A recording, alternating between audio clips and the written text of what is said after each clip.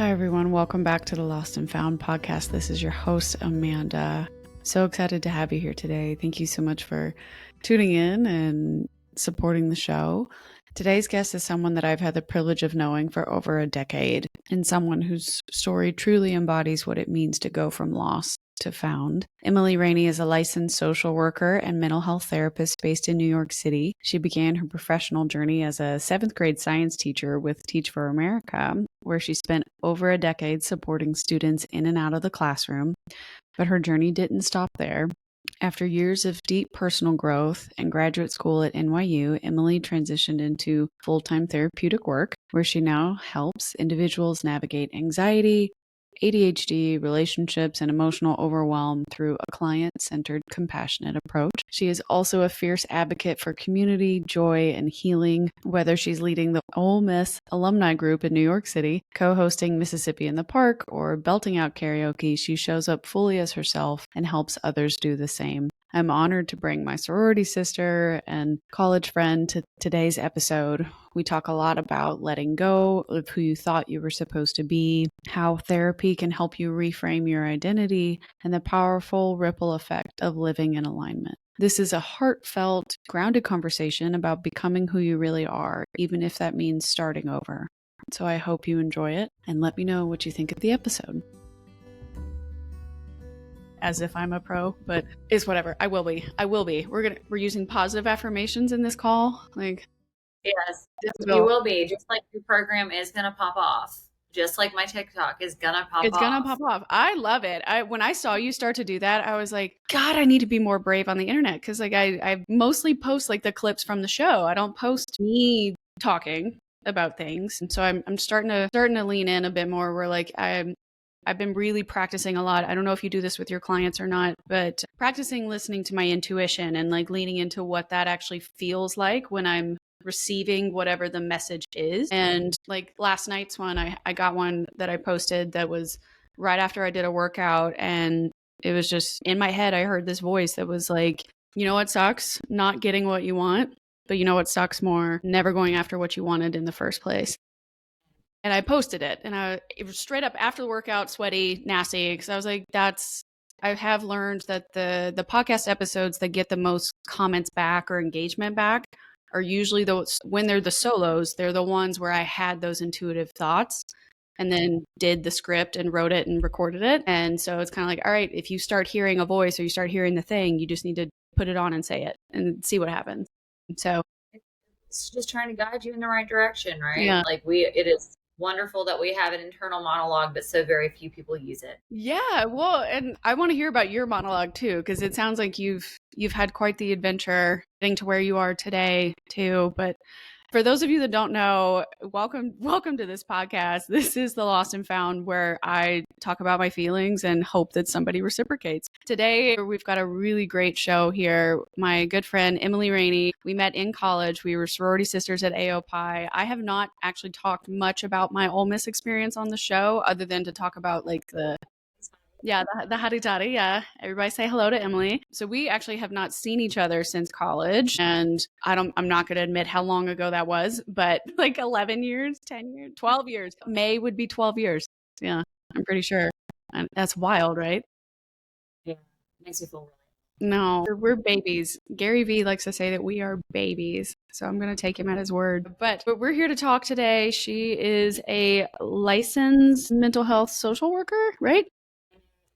Licensed master's in social work, so MSW. Okay. I'm working towards CSW. We just got to take another test. I'm not looking forward to that, but making it happen. I love that, and I'm proud of you. That's really hard to go back to school when you're an adult and working full-time somewhere else, because I remember trying to do grad school and work full-time, and I wanted to die. So I don't know that I could do it again. But welcome to the show. Thank you for being here. Yeah. Well, tell everybody a little bit about, your life coming up. We met at Ole Miss. Did you know that you wanted to go into social work there, or did you started as a teacher first and then kind of transition? So tell me about that initial love of helping others. I'll be very honest in saying that I had no idea that I was going to be a teacher during college. In fact, I actually went to college and thought I'm going to be a psychiatrist, and I was pre-med and psychology. And so for a time period, that was something I really was invested in working towards. My mom had worked in hospitals my entire life. She was a nurse administrator. It was wonderful, like having experiences in which I could see like her working with others and the stories that she would tell about how fulfilling that was. But it was also something that I felt myself kind of doing all the time. I was talking with friends about their problems. I was holding space for people and like enjoying conversations that were more in depth, especially like dealing with my own past experiences, trauma, family conflict, things of that nature. I had a different idea of what psychiatry was going to be. I actually went and shadowed at UMC in Jackson and realized that psychiatrists don't really get to spend a lot of time talking to clients, right? They are observing, they're studying, they're looking at symptoms, they're providing medication, they're tracking response to medication, but that wasn't really what I wanted to do. And so we thought a lot about it. And at this point, we're in our senior year at Ole Miss, and we're like, okay, maybe we should dry run, take the MCAT, and see what happens. But we really don't think that we're going to do this anymore. And at that point, I had already been doing, I think I was finishing up my term as vice president of Ole Miss, and someone recruited me from TFA, like literally in the Starbucks in the Union. Now, like I'm walking Wow. around the Starbucks. There's this someone there was talking to one of my friends, and didn't know this guy. I think his name was Miles. And he comes up to me and he was like, oh, hey, this person over there, who was like, bye, Emily, see you later. Like, as he walks off and leaves me talking with this stranger, hey, like, this person said that you're really involved here at Ole Miss. I would love to talk with you about Teach for America. And I'm like, okay. At that point, I knew and had very close friends in New York for Teach for America as well as in the Delta. And so I talked a lot with them about their experience. And so I was open to interviewing and talking with them. And the more I learned about the program, the more I thought to myself, okay, I'll do this for a couple of years. It'll get me to New York, which is where I wanted to go. And I can see what it's like to work with Yeah. young humans and humans in general. And from that point, figure out what I want to do next. Joke's on me, because then we spent the next decade plus in education, which was very rewarding. I got to teach children all the way from like seventh grade until the point where they went to college, right? Because in some cases, I was working with them all through middle school as their teacher. And then eventually I transitioned into social work and then went to high school with them and got to watch them graduate. And it was just such a wonderful experience seeing them grow and change and getting to educate them in more ways than one. So that's kind of how we ended up at Teach for America. They kind of like cold called, found me in a Starbucks. And then I interviewed and they were like, we think we're going to put you in the Delta. And I was like, I don't know about that. And they're like, why are you why are you uncertain about this? Like, you're from Mississippi. You should love this situation. Right. And I was like, I want to get as far away from Mississippi as possible. Right. Like, this is, and it's not to say that I don't love where I come from, because I No. do, Yeah. obviously. Yeah. Like Southern girl through and through. However, I had been exposed to and experienced nothing, it felt like, and the way that I live my life and the belief systems that I have were not necessarily always supported where I grew up. And so I thought that it was really important to really get to know what it looked like to be outside of the state of Mississippi or the state of Texas, because I went to high school there. And then be able to kind of grow and change and learn experiences and meet diverse communities. And so it was super important for me to get somewhere, anywhere outside the South. And was basically like, if you don't place me somewhere outside of Mississippi, I won't do this program. And I was like, they are going to hate me and we're never getting asked back. And then the next, I think 3 weeks later, it was like, you've gotten placed in New York City. And I was like, oh, damn. Okay. Well, now we actually have to do this.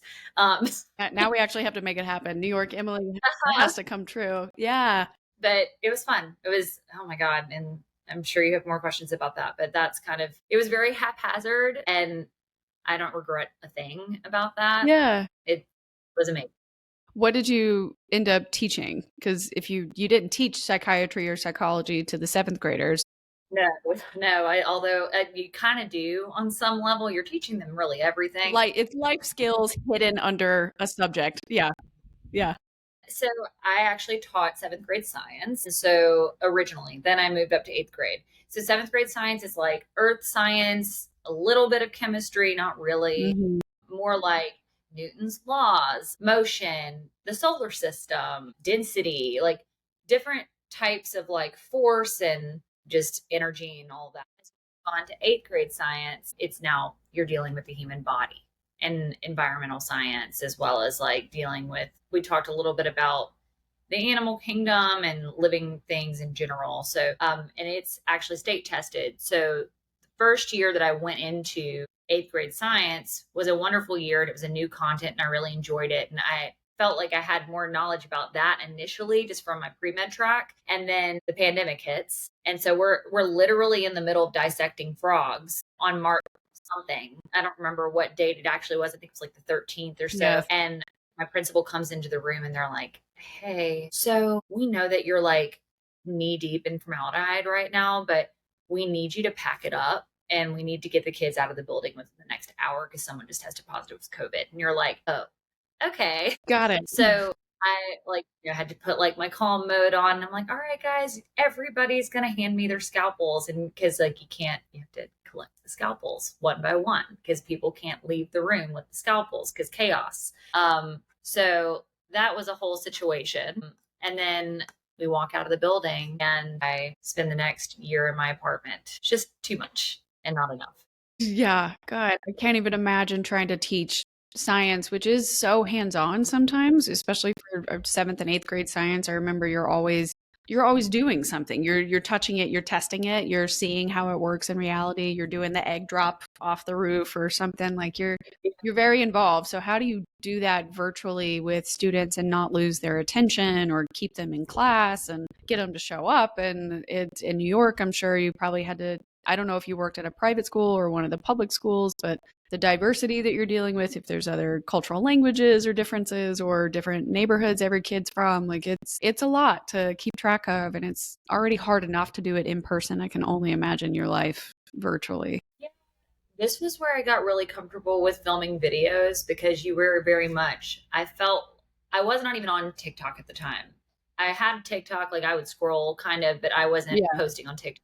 And I was seeing on there how other people were posting content. And so then I started posting content like that for the kids on my Instagram. So like I made a social media specifically for teaching to like give like study tips and things like that. And then would have to film these videos and interact with them on Zoom, which kids really love it when they get to do labs in person, not so much when they have to do that online. But we had a fun time still. I feel like there was a lot of like fun Zoom chats and things like that. And I'm also like at this time in social work school still, like I have been going in person at NYU, and then I'm now virtual for both classes. So the whole day I'm on the computer, and that also felt very chaotic, but it was awesome because I was actually getting to apply a lot of the things I was learning in social work school into my teaching practice, which really enriched my work there. Yeah. So I was in Harlem for about 11 and a half years. Wow. It's so fun though. Does it ever, what is it? Oh no, it's escaping me. It's that show on ABC, public elementary school. But elementary, you're talking about this and I'm just envisioning you like walking down the hallway and like having to go through the chaos that they do on that TV show. It's so cute and it's so well written and so well acted and stuff. I remember dealing with like in school stuff that we had to do in Philly. Like I can only imagine it feels very similar in New York, where you're just kind of like your resources are what you got and you do the best you can. And half the time you're just making sure that they get out of there alive versus freaking out about whether or not the testing is 100% perfect. Yeah. I mean, you really are, you're working to help them improve like their testing data and obviously their grades. But as a teacher in the city, and especially in the public school system, like you're doing way more than that, right? Kids can't learn if their needs aren't being met, right? So if kids come to school hungry, they're not learning in my class because they need a snack. So it's like, okay, I'm buying granola bars and keeping them in my desk and throwing them over. If someone's like, I'm starving right now, or not feeling good, or I have a headache, or I need some water. And then sometimes it's like, sometimes they're hungry and sometimes that means they're bored. And you're like, okay, let's get you up. We're actually going to move around and we're going to do an activity where we're doing some movement so you can learn about the molecules and how they move and things like that. And that way you're not trying to get out of my room and escape. But it's a cool experience, like educating, because you're getting to know a lot about children and families. And that's a skill that I've definitely continued to use as a social worker and now as a therapist, because even when I'm working with children now, and I kind of work with all age groups at this point, but I'm doing care coordination with their families and with their primary care providers and talking with them about, here's some resources you can utilize for school. Here's some resources we can utilize at home. And then this is what we're doing in the office. And here's how we can connect all of that so that there is continuity of care across settings. Oh, that's really smart. So that way, like, if you are treating a child, they're not having gaps in the system, right? Like they're not only relying on you that one time a week whenever they can actually see you. And if it's only for that 1 hour, it's not like they don't get to use it ever again after that, because I kind of feel like they wouldn't get any compound interest built on their therapy if there's disconnect between the rest of the aspects of their lives, or if the other aspects of their lives are counterproductive to everything that you worked on with them, right? Is it ever difficult to try and get those other pieces on board with your plans? And like, how do you work around obstacles like that? I mean, sometimes we're meeting people where they are, and sometimes we're meeting people where they are not, right? So, like, I will often find myself having conversations with parents. And in my experience, parents have always been very interactive and wanting to be involved. I think it's not a want issue, it's a capacity issue. Like, if I'm having to work 3 jobs, it's really difficult to navigate. Hey, I also need to contact the teachers, but I have to contact the teachers within this certain time period of the day, and they may be teaching class, so they may not be able to answer, and I may not be able to show up to the school for a parent meeting because that would cause me to lose my job. So, like, there's a lot of different factors going on. So I do find myself sometimes being like, hey, you have to work Monday through Friday. Thankfully, I have a weekend day. Can I call you on Sunday? Can we check in on this different day? Can we do X, Y, and Z? Is there a time that you can come in for this meeting? Like, I think we both know it's necessary that your child comes in person, because we're working on executive functioning and ADHD skills, and it's hard to do that online. So that part, it's a lot of conversations about, all right, how can we work together versus I'm not telling them what to do. I'm like, have you tried this? What does that look like for you in home? Is that something that feels like could be helpful to you? If it's not, what are some things that you feel like you could do? I can give you a list of like exhaustive options, and we can work through trying them little by little. And I think that's the work that I try and do to build capacity as well as flexibility and continuity. Yeah. And leaning into their flexibility and allowing the people that are participating in this particular construct to feel like they can contribute to the maximum level that they are able, right? Not that they're being reprimanded for not being able to do more, but just going, where are you? I will pick up where you are not, kind of a thing. And I think that that helps build respect and trust, and you look more like a teammate versus just another person in the system with them. You know, you've had all these years, you said 11 years in the same school, and you've had to watch your students grow up and struggle and evolve. What did those years teach you about resilience, especially in young people? It taught me that people can overcome any circumstance as long as they have guidance and support and care, right? And everybody needs someone to support and care for them, or to believe that they can. And that doesn't always look like doing it for them, right? I think it's the exact opposite. No, you can do this. Here are some ways you can do this. I'll support you. I'm not going to tell you what to do, because if I tell you what to do, you won't learn it. If I do it for you, you won't learn it. But I can give you support. I can guide you through that. And then you're going to feel so much better once you've been able to achieve this, whatever the objective is, right? And sometimes that looked like kids being upset with me. Oh, well, why won't you just do this for me? Because if I do everything for you, or your parents do everything for you, or your teachers do everything for you, you don't actually ever learn. And that's going to cause more resentment towards themselves and towards other people. But I believe that our young people have the capacity to do so much more, as long as the people in their lives tell them they can, as long as we build the idea of, I can be self-sufficient, I can do this on my own if I believe I can do it. But beliefs without actions do nothing. So it's also important to teach that, hey, oh, you want to be a YouTube star? What does that look like on the small term? Because like that's That was a big thing. Like coming out of the pandemic, kids were like, I'm going to get famous on YouTube. Okay. Do you have any YouTube videos? No. Right. I'm like, okay, well, how are we going to get there? Right. Like, how do you, that's a wonderful goal. I do believe you're able to achieve it, but what does that actually start with? And they're like, okay, I'll throw up some YouTube videos. And I'm like, do you think it's that easy? Do we actually need to practice? Like, do we need to identify what we want to talk about first? Or do you just want to like film yourself playing games, which like some of them do, Right. Like right? Twitch and stuff. Yeah. Yeah, but they have to actually do that first. And they're like, oh, I didn't think about that. And that's like where the gap is. Like, we have to kind of guide and model what it looks like to take actions, and that even small actions eventually lead to big goals. What have you identified when you watch your clients or the students that you've worked with in the past follow through on the things that you're offering to them?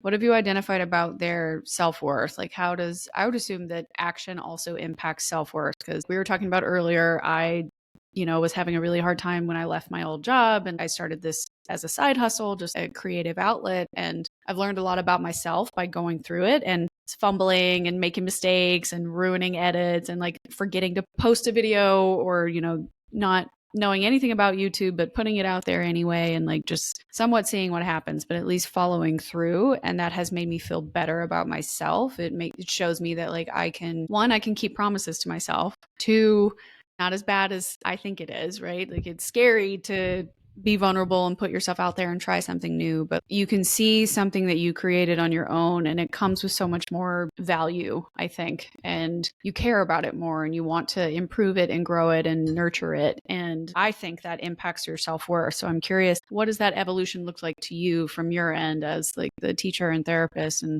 how does that manifest for your kids? I'm big on the small wins approach.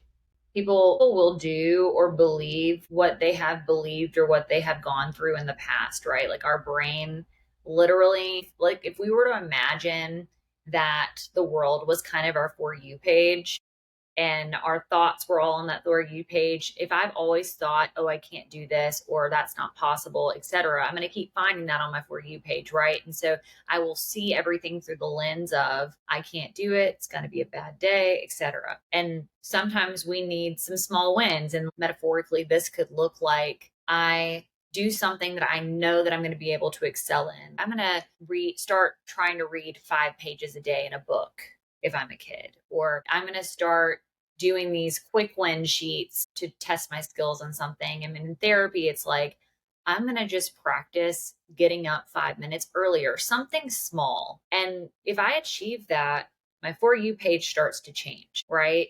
And so suddenly it's like, oh, there are more thoughts in there about, oh, you can do this. Oh, you can do the things that you said that you were going to do. And as the therapist, I then reinforce that thought process. Yeah, you're right. You have been able to do that. It sounds like this week, this was something that you were able to achieve. How is that different than what you were thinking last week? And then as the weeks go on, you see more and more of them waking up and feeling like today's going to be a good day because I'm going to make it a good day. And the For You page at the end of a 6-month period may be, damn, we're having a good day. We're going to have a good day all the time. I can try new things because I've tried new things before and they went okay. And reframing the thought process around it is okay to fail, because when we fail, we have an opportunity to learn, which is still good. It doesn't have to be bad when we don't achieve the things we said that we were going to achieve, because we learn from that and we keep moving and keep trying. Yeah, I love that so much. And I'm glad that you were able to frame it in a way that they would understand. Everybody's on social media, so a For You page is the reality that they might be living in. And the algorithm does that though. Like if you click on one thing or not, it'll feed you that same or similar information over and over again. So I know that like I accidentally clicked on like a Taylor Swift, pop culture thing once, and now my whole For You page is nothing but celebrity. Yeah, accidentally. Well, like I didn't get to go to the Eras tour. Like I really wanted to, but it was always sold out. Every city I wanted to go to, so I never went. And I also didn't have an extra $5,000 to drop on a ticket. So it is what it is. But I would follow along on that. But I would get all the celebrity gossip. So my For You page looks like Kardashian butts and drama. And it's not at all. It's not what I want.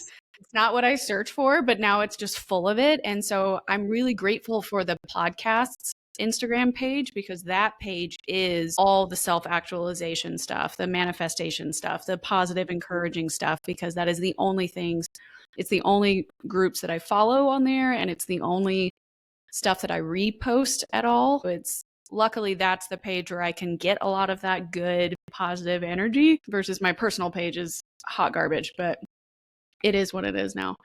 So I like that. And good. I'm not alone. That's the whole point of this show, is to remind me that everybody's freaking out at different levels compared to me, but everybody does at some point.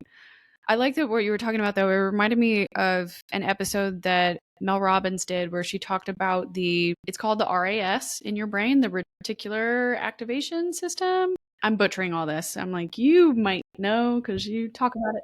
I wish that I was a neuroscientist, but I have heard of it, but But essentially, yeah, there's that neurological system in your brain that's set up to do that. So like you say these things, or you speak these things out loud, or you think these things about yourself or about the world around you, and your brain says, oh, that's a message for me. Like I need to start looking for those things because Amanda needs them, or Amanda's thinking about them all the time. So if I have a negative thought, or I say like yesterday was a bad day, today's going to be a bad day, my brain will find ways to make it a bad day. I'll step in a puddle, I'll miss my train, I'll be late to work, I'll get a failing grade in school, or I'll, whatever, I'll get grounded at home, or I'm just listing off all these things, right? I'll get my dog will get skunked. These things will happen, versus the reverse. And so in that episode, when she's explaining it all to you, she calls it, you're talking about like small wins every day. She calls it looking for hearts. And so she tells her brain, find a heart today because there's love all around you. And so at some point, ever since she started saying this to herself, she alleges that every single day she has seen a heart, like either in a 4-leaf clover, in a cloud in the sky. Yeah, a physical heart. Like human heart. Yeah, no, but like the manifestation of the heart shows up every day for her. So like either somebody makes a heart in her espresso that she orders, or somebody has a heart on a billboard, or there's a heart on a book cover that she finds. So like she has taught her brain to look for hearts. And so that's how it was trying to explain it to her listeners, that like you can teach yourself to look for the things that you are trying to manifest. So if you want to become an author, you can start to manifest like, I'll get an invitation to a book club, or I'll get an invitation to do like a writer's retreat somewhere, or I'll find an author on the bus next to me and we'll talk and like we'll trade secrets or whatever with each other. When you tell your brain these things, it starts to peak up and come out and see what happens. And that's slowly starting to happen with the podcast for me too. Like I'm starting to meet more people in the industry, more agents are reaching out to me to send their clients to my show. And like, things are happening faster than what I expected them to happen. Not obviously as fast as I would like them to happen, but like the positive direction that I knew could exist does exist, and it's starting to happen. And you have to train your brain to think that way. You have to believe in it yourself, and you have to catch yourself when you say these negative things. I don't know if you have any like tips or tricks that you've done with your kids, because you're not perfect. I still deal with negative self-talk. I still deal with doubting myself. I still deal with imposter syndrome. But teaching yourself, I don't know if you can ever stop a negative thought, but teaching yourself to catch it and reverse it quickly, that's the skill set that like really needs to be developed. Yeah, I definitely think, and it actually is a lot harder for adult clients to change this mindset. Kids, you can teach that skill pretty quickly. Hey, we're going to look for the good. Why don't you come back to me next week with something good that you found, right? And for kids, sometimes I'll be like, take a picture of cool things or good things that happened in the day so that you can remember it. Cause like you get back to the next session, they're like, Miss, I don't even remember what we talked about, right? And I'll have to do a recap. But with adults will remember everything we talked about, but they'll be like, oh, I didn't really do that homework, or I didn't really, I tried to do that thing this week, but I found it difficult. And I was like, okay, good. We're still on the right track then, right? You tried it. It was difficult. It's not the same as we didn't try it because we thought it was difficult. Mm-hmm. It's different. And so, yeah. And being able to talk through, okay, when I have a thought, I'm going to notice it and I'm going to question, where did that thought come from? Right? Where is the proof? If my thought process is no one likes me, which like at one point or another we have all felt, and if you haven't, then I don't Then you're believe you. lying. You're lying. But like at some point or another, we're like, nobody likes me, or I'm not good at this, or whatnot. And then my next question, and this is like, well, I'll always tell clients, they're like, because I swear it's like I'm a broken record. Where's the proof? And I'm like, yeah, no, but actually, where's the proof though? No one likes you. What proves that? And Yeah. sometimes there is proof though, right? Like if a client's like, well, that person doesn't like me. And I'm like, well, where's the proof? And they tell me something that's like very evident, or the person has said, I don't So like you. Okay. Well, sometimes we find proof for the things that we think because they are in fact true, and that's us just picking up on it. And at that point, what are you doing with that information, right? Can I control if that person likes me or doesn't like me? Nope. What can I do from there? I can figure out, okay, maybe that person doesn't need to be in my life anymore. If they don't like me, why are they my friend? Or why am I continuing to focus so much on what this other person thinks when they are not investing in me? We have to invest in us before we can invest in anybody else. So, really, I teach a lot of exploration and questioning. And that's kind of the same situation that I used to do as a teacher. And my theme, like for multiple years, was we are all scientists. So we're always like questioning, exploring, understanding the world around us. And I do the same thing as a therapist. All right, you came in this week and these are the things that came up for you. Why was that more front of mind this week? Why was that something you heard about this week? Where did it come from? What can you learn from it? Where do we go from here? Where does that feel? Where do you feel it? Where are you carrying it when it comes to like emotions and trauma? And did you actually feel it, or did you just talk about it? It's not only are we carrying these potentially negative and harmful thought processes, we're thinking, oh, well, I should be over this by now because I've talked about it a million times. And I'm like, that is not processing. That is verbally processing, Yeah. but that's not processing Yeah. or feeling or healing. Mm-hmm. That is a whole other, then we dive in there and I will say to them, did you ever actually cry about this thing? I don't have time to cry. Interesting. You've had 20 plus hours this week to think about this problem. You don't have time to cry for 5 minutes. What is it? What's the worry about crying? What do you think that's going to lead to? And kind of going from there because like we want to trigger the emotion.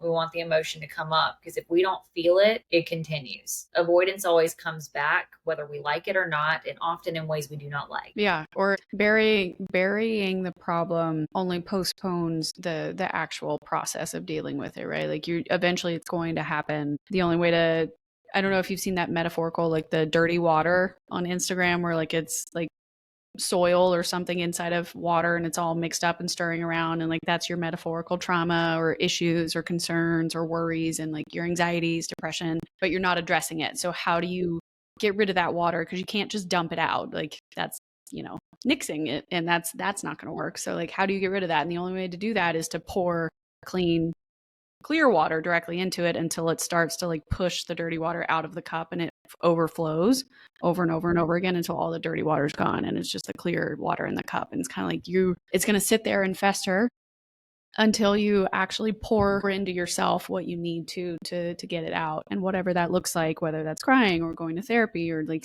seeking out supports from people like you. It's true. And I joke that like this was my hack at therapy by starting the show, because like at the time when I left the bureau, I was like, I can't afford a $250 bill, for a professional therapist or something like that. Well, I guess that's like if you're not taking insurance, which like I am not in that world.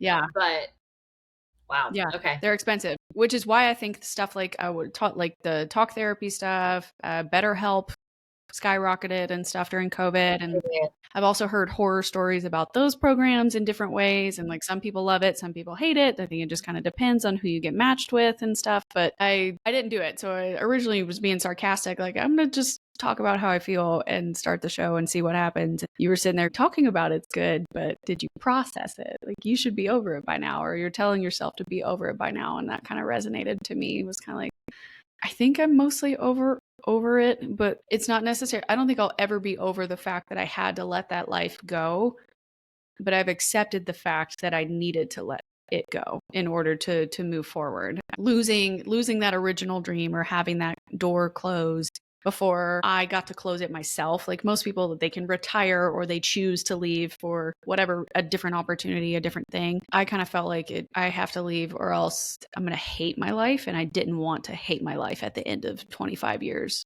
of that kind of career. It was like, I don't want to retire because they rotate you out. So like, I don't want to retire at 45 and be like, I'm done. I'm estranged from my family. I'm not married. I don't have kids. Like, yeah, I had this super cool career and I did all these amazing things and worked international cases and blah, blah, blah. But like, I don't own a home. I've not hit any other milestones really. And not that those milestones are necessary for having a happy life, but it was just kind of like, I had that thought, I don't want to get out of here and hate myself later. So I need to leave and figure out what it is I really like and what I really want and what'll actually make me happy. So I don't know if I'm doing it the right way or not. I'm probably not, but like I think that that's kind of where I landed on the whole getting over it situation where like I don't think I'm actually ever going to be over it, but I have accepted that ending doesn't mean an actual end. Is just like I now have an opportunity to do something different and apply myself in a different way that might be more fruitful or at least more aligned with what I've always wanted to do, you know. Right. Like it, it sounds like you're grieving like the loss of that version of yourself. And the tricky part about grief is that it never really goes away. We get better at navigating it. We know what we learned from it. We know that we cared about that version, but you lost a version of you. We can love our job. We can love certain things about it. We can understand it hurts us. But just like with like difficult relationships, you're like, but when it does feel good, it feels so good. Right. And when it doesn't, it feels terrible and I've lost myself. But ultimately, at some point, either the job loses us or we lose the job. So in this context. And for whatever reason, like closing time came into my head, like every new beginning, some other beginnings end. And I think that is a really good reframe, honestly, and that we have to be able to recognize that, oh gosh, this is like so cliche. One door opens, another door, or one door closes, another door opens, right? Like we are learning from each opportunity. And when each opportunity ends, something else, just by the nature of it ending, is upon us and is there for us to see as long as we choose to see it and look for it. But I can definitely identify with the experience of not loving a job anymore or not feeling like the job was right. Like we can love something and know it's not right for us. I think that something that was really hard with leaving education is that I felt just like such a connection to the community. I had been there for a long period of time, like for many years in the same school. I had been the longest standing member, right? But then it just was not serving me in the same way that it had in the past. I was just like exhausted. I was anxious. I would go into the building and I would immediately feel like my cortisol levels rising, like my blood would be boiling in certain situations. I have always been pretty even keel as a educator, and there would be some times where I would find myself being like, oh dang, I'm about to pop off. I need to like time out myself in my office and take a breath because you're becoming emotionally inconsistent when things happen because you don't have enough time to regulate. And the hardest part about school social work is, especially in under-resourced schools, you're not really doing your job, right? Like you're doing 12 jobs. You are lucky and like we are mandated to meet mandated clients. And I would meet mandated clients and find myself not being able to go to the bathroom or eat lunch, et cetera, because I felt like I need to make sure this happens. But every time I leave my office, a fire pops off. I'm having to resolve it. I'm being asked to support it. I'm being asked to cover a class. I'm being asked to step in here. Right. And at that point, recognizing you are serving other people at a disservice to yourself. And so we can still help people while also taking care of our needs. And we can't do that in this space. That doesn't mean that we don't love the space we're in, but we don't love the person we become or the way our life becomes when we're in it. And like now, like stepping away from that, I can see that this was an opportunity for me to learn how to take care of myself so that I can better take care of others. I show up a lot better when I have, eaten a meal or gone to the bathroom or had a coffee or 6 in the day. Like, I will say, like, I still have a major caffeine problem and I need to work on that. No, However, I'm like getting yeah. 8 hours of sleep for the first time in a decade, and like Good for that's you. great. Yeah. But I do think that's the biggest, like one of the biggest things I've learned is I really can show up for people because I've shown up for myself, because I take care of myself more than I did before and more than I was capable of doing Right. before. And so, yes, is there grief about what that life was like and maybe things I could have done differently, or maybe it would have been more sustainable had I fill in the blank. But I choose not to focus on that because I have to focus on now. Okay, that everything that happened has made me who I am. And how do we build on that? And how does the old version of Amanda now influence the new version of Amanda, right? And what did you learn? And how can we continue learning from the things we struggle with? And how do we make our jobs the method of how we pay for the lives we love versus our lives paying for the jobs we love, right? Like I don't need to lose my life for my job. This is where the boundaries come in. Clients, I love you. It is after this time period. I'll see you tomorrow or the next day or the next day. Call emergency services though. Please make sure that you're not harming yourself, right? Like giving the resources and setting the boundary. No, that's really smart. And I'm glad that you knew to do that when you transitioned out and make sure that the new life that you're trying to forge forward with can follow through on that. So you're not getting caught in the 12 different directions like you were before and not being able to eat and not being able to go to the bathroom and take care of yourself. Cause I follow a lot of mom talk. Like now that, just my brother and sister-in-law are having a baby and a lot of my other friends have started having babies. So I get stuff like that on TikTok a lot. And like that, there's one influencer that I follow. Again, I have the weirdest For You pages for stuff that doesn't involve me at all. The listeners have no idea. They're learning so much about me today. Anyway, one of the people that I follow, though, she talks about how you can't be the best mom you can be if you're not taking care of yourself first. And so her phrase is first things first, I'm first. And so she has a morning routine or whatever that she does before she goes into the baby's room to pick it up in the morning, or like she does a thing at night before she goes to pick up her sons from daycare, and like just, or whatever the situation is.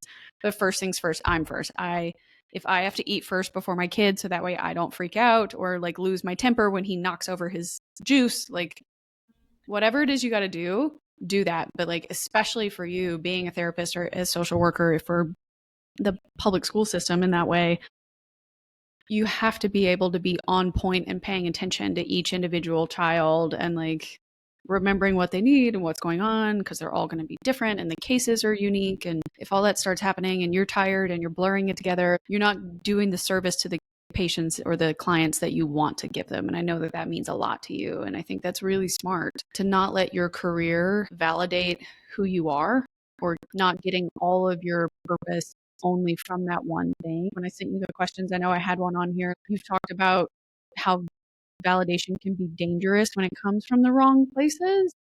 And I was, curious, maybe we could talk about what does internal validation look like for you now based on who you were the 11, 12 years ago to who you are today. And how did you learn to listen to the right internal validation or the right validation cues for you? I'm still figuring this one out, to be honest. I will very much, and I think that like people may resonate with this. Like I have very, very apparent middle child syndrome. So I am the middle child. I'm one of 5. I love attention, right? Like that has been like and I feel like for a long period of time, it's been my identity that like I love attention, but I'm also like always at this battle with myself of you have enough attention. Stop doing that. Mm-hmm. And so then I give attention to people, right? I love caring for and taking care of other people, but I love being told, oh, you're a good friend. You're a good worker. I would like work my ass off to be seen at work and then not get paid enough to do it because I was literally just like doing too much. And I think that that was extremely detrimental to me, because really it was coming from a place of, at some point in my life, I felt like I wasn't seen, or I wasn't heard, or I wasn't validated. And as a result, instead of actually dealing with that hurt or that void, I was just constantly trying to fill it. Right. And I think that in like through therapy and through just like self work, because I want to make sure that that isn't something that's showing up in my practice, I've recognized the only person who can really fill that void is me. So instead of trying to get the attention from other people, instead of trying to get the recognition or being told you're the best, because like at some points I did not believe it. I didn't believe I could do things. I didn't believe I was good at things. And so I wanted to know. I wanted to know that I felt that people felt that about me, that they thought I was good, that they saw that I was doing the things that I knew I was doing, but telling myself I wasn't doing well. And so that's transitioned into me saying to myself, okay,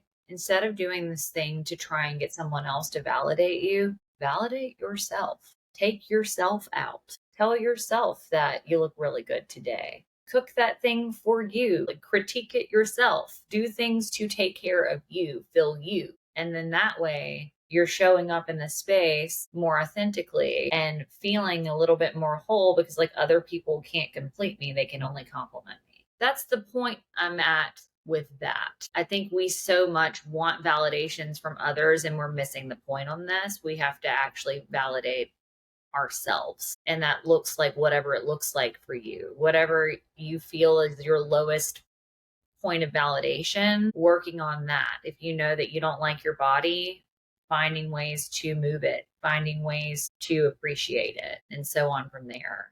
Did that answer the question? Yeah, definitely. You're saying all these things and everything's resonating, and it's exactly how I feel too. Learning to not validate who I am or what I want or how I act or anything like that from other people was difficult, growing up. It's a lot of hard work to do that, to retrain your brain and your mind and your body to not care about what other people think or what other people say, because we're social beings, right? It's how you learn how to participate with society, is to hear and listen and communicate with everybody else around you. And if all the messaging that you're getting all the time from your phone or from the internet or from your computer or from your friend group is all about all these other perceptions of things that you're supposed to be, the things that you're supposed to have done or have accomplished, or the shoulds are so dangerous. And I've come to a point in my life now where it's more kind of like, maybe I should have, but what do I want? Right? I should have done these things, but what do I actually want? Or how does that,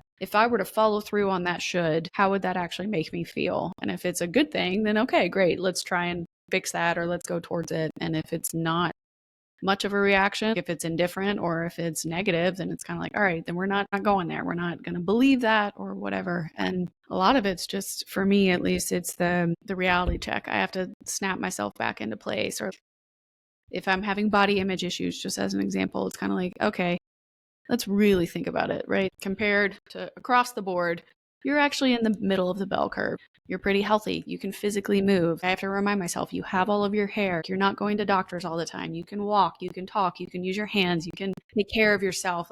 That kind of brings me back down to earth a little bit. Some of the times when I'm really going, okay, wait, why am I worried about whether or not I got hit on at the party, but all my friends did, and I didn't? That doesn't matter. Maybe that didn't mean anything, or maybe my person isn't at that party. So that's why it didn't happen. Or that's just, I had to learn how to not get my validation off of whether or not I was getting the same things that other people were getting, or that other things were happening. That's their path. That's not your path. There's nothing wrong with that. Your stuff is different. Your timeline is different. And so it's taken a while, but it's all from self-work. All of that's internal work that I had to do to teach myself that. That wasn't something that, it didn't matter how many times my parents or my loved ones would be like, you are beautiful, you are smart, you are capable, you are whatever. I had to find a way to teach myself those things, say those things. It takes practice, right? And that's a long road. Like you were saying earlier, everybody, no matter how much work they do, still has some negative self-talk. Yeah, of course they do.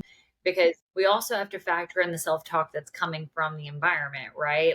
we are only one part of it. We only have so much control over our life and like our sphere, right? But then like you have people who are making random commentary that is unhelpful. And if someone, one person, it could, doesn't matter that like 70 people could have been like, oh, dang, you're gorgeous.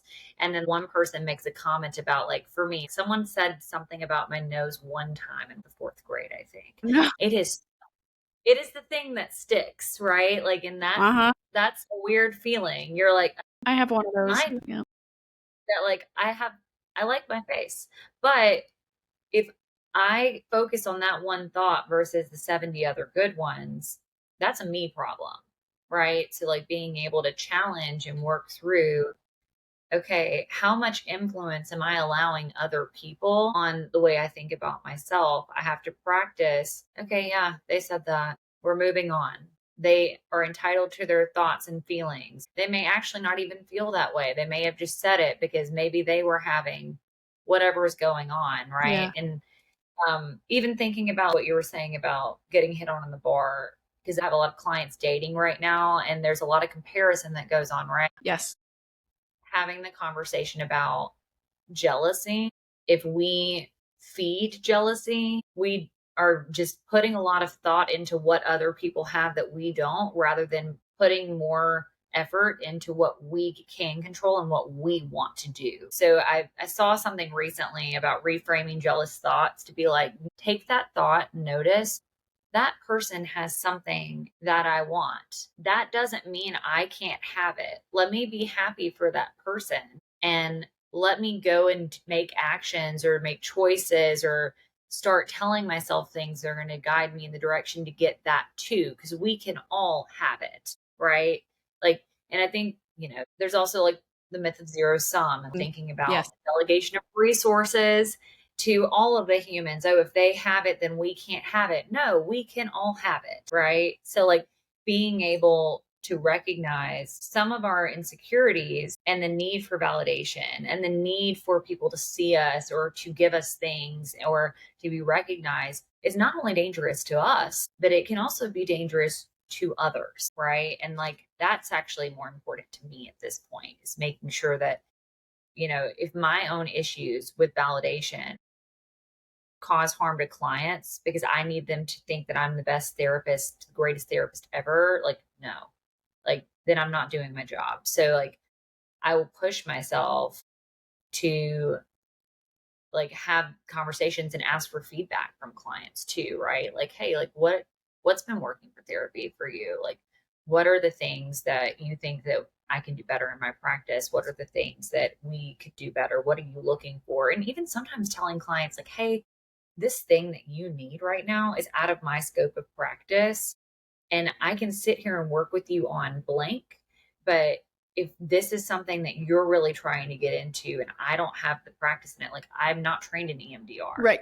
I can, Sure. I'm able to work with trauma. I'm able to support trauma through other techniques. But if you need someone specialized in EMDR, I'm going to tell you, hey, let me refer you to somebody with EMDR. I don't need validation, or I don't need to feel like this person needs me to the point that I hurt them. If they need something, let's give them that resource.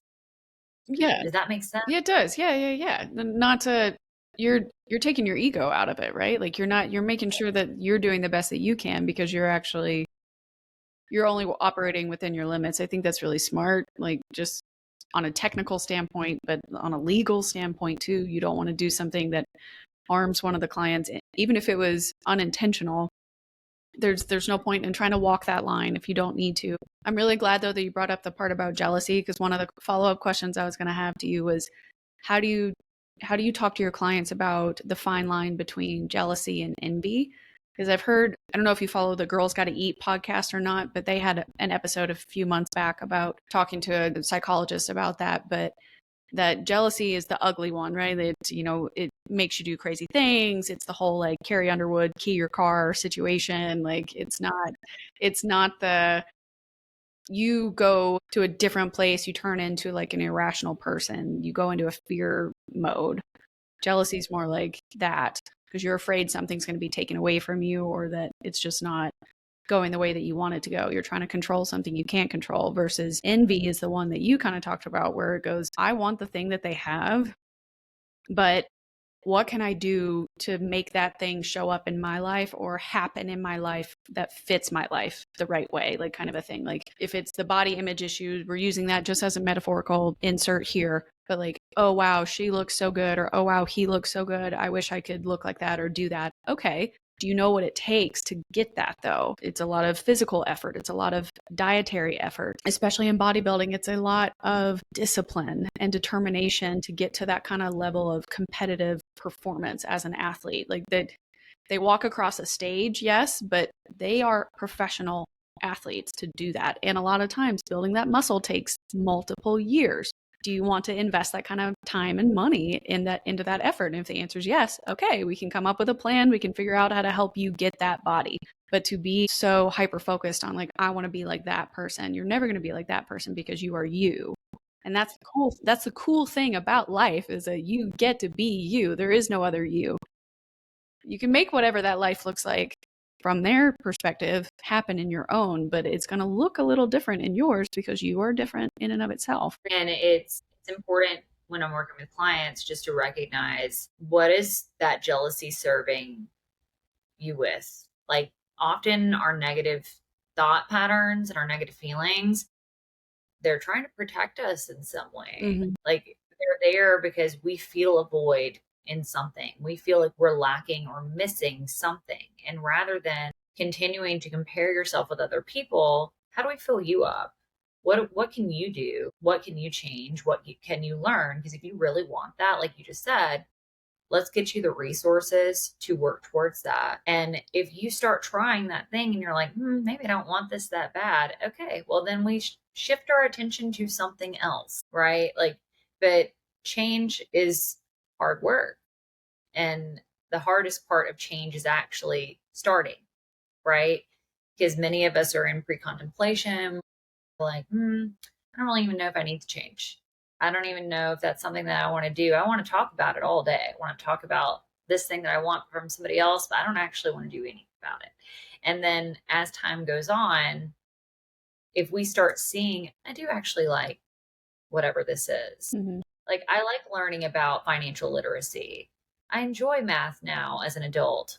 Said no one ever, except accountants, I guess. But Right. like, I enjoy this. And as time goes on, maybe I'm more open to the idea of change. Maybe I'm more open to the idea of saving. Maybe I'm more open to the idea of navigating the stock market. And then maybe eventually I become a millionaire because my crypto takes off. Like, I have no idea about any of this. My partner's into crypto and I'm just like bullshitted that whole thing. But that's the thing, though. It's like, Yeah.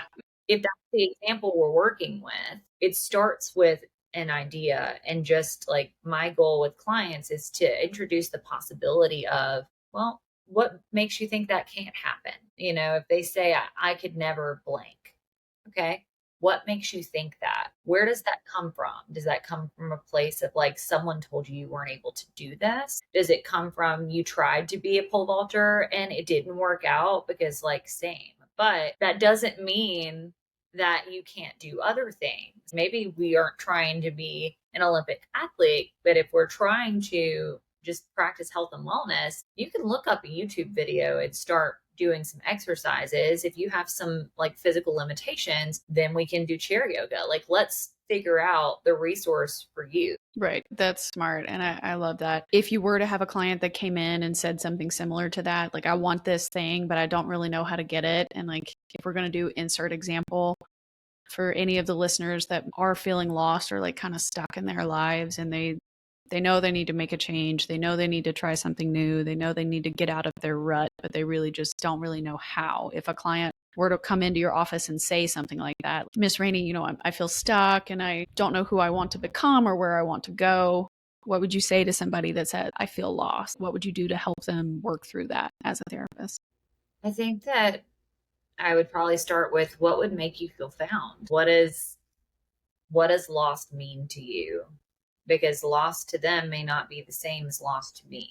So it starts with a lot of questioning and exploring where does that feeling come from? When did you start feeling lost? And what would it look like to feel found? Does that mean being seen by others? Does it mean being able to get a job? Does it mean finding resources to make sure you're fed tonight? Does it mean working towards better relationships with my family or my partner, whatever the problem is?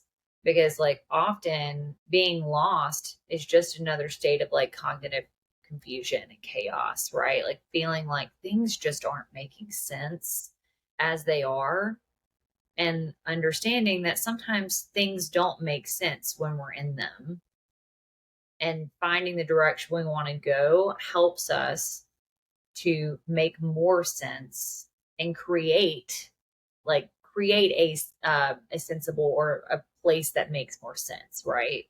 Because I think sometimes too, and you were talking a little bit about this earlier, we create our perception of what should be based off of the environment and what other people say, and that can make us feel lost.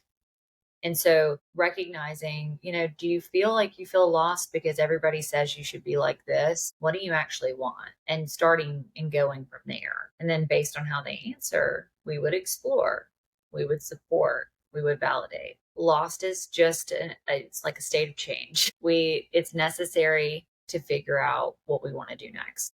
Yeah. Can you take us back to a time when you felt lost in life, and how did you navigate through that period or those feelings for yourself, and what made you end up feeling found at the end? Or if you feel I feel found, lost. Well, I feel lost all the time. Honestly, I did feel pretty lost at the end of my education career because I knew I did not want to be there anymore. And that felt weird. yes. It felt like, oh, we've worked here for so long. In my head at the time, I was like, do you have enough to show for it? What happens if you do this? What Yeah. happens to the people you work with? But also being able to recognize that, okay, this is all I've ever known. Maybe I feel so lost because this just doesn't feel right anymore. It was more than just uncomfortable. It was like I felt empty. Like I wasn't, the things that used to make me happy no longer made me happy. The things that I used to thrive in were no longer there. And so I started talking to my therapist about it. I started talking to my friends about it. I started looking at resources for, okay, I know I want to do social work, but are there other ways to do this? And I asked for help, right? Like I think building and growing yourself can be a very isolating process, but it doesn't have to be, right? You can ask other people. I remember asking one of my friends, hey, I know you're a career changer. What did you do? How did this look like for you? I'm not even making like a major career shift. I'm just switching my title, I guess. I'm actually doing my job now, Right. but still providing therapy. What does it look like to go to a place where I feel supported, where I can do the work I want to do? And I just put a lot of feelers out and tried to figure out what's next. But that took a lot of like self reflection. It took a lot of, okay, am I willing to learn some new skills and get some certifications? It took conversations with people about what it could look like to change and how I could make that transition. And then I felt really lost when I started the job. My schedule is completely different. My life's completely different. I wake up 3 hours later every day. Wow, I have time for myself. Even when things were going well, I was still feeling very lost in that because, Yeah. again, lost the cognitive like confusion. It just wasn't what I was used to, right? I kind of felt like, the Mac used to do this thing where it would just spin, right? When the computer was confused or frozen or whatnot. And I feel like that's like me once a week. And then when that happens, I like, okay, it's time to take a break.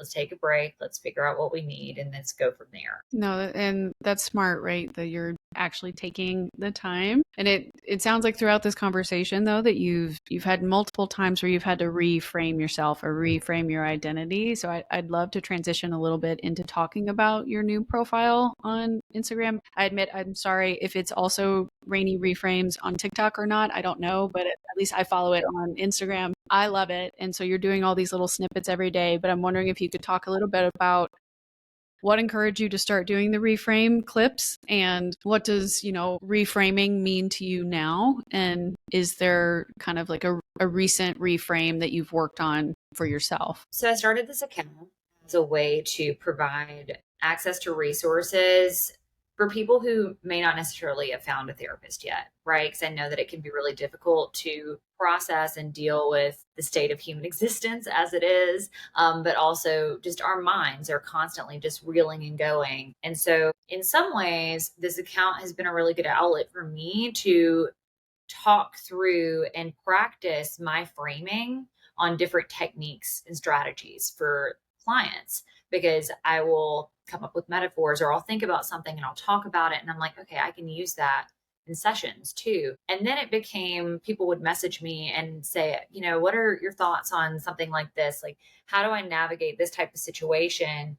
And instead of telling them what to do, instead I will talk about my thought process or questions that they could ask themselves. Because I think the reframe that's really needed is like, we don't need people to tell us what to do. We just need to explore each of those situations a little bit more. We often already know the answer. We just feel uncomfortable making that choice. Yeah. So if you can kind of slowly back yourself into agreeing with that decision that you've already made internally by asking yourself those questions first, then you can probably go like, okay, all right, that is really how I feel. That's for real the answer. Let's just go with that. Yeah. And often people will say, oh, I thought the therapist would give me the answers. No. No, And if your therapist is giving the answer, like honestly, unless it's like a safety concern, like sure. really safety concern, I'm not telling you what to do. Someone the other day was like, am I making a bad decision? And I'm like, what makes you think it's a bad decision? Right. Like, and they're like, oh my God, you always do this. And I'm like, well, I want to know.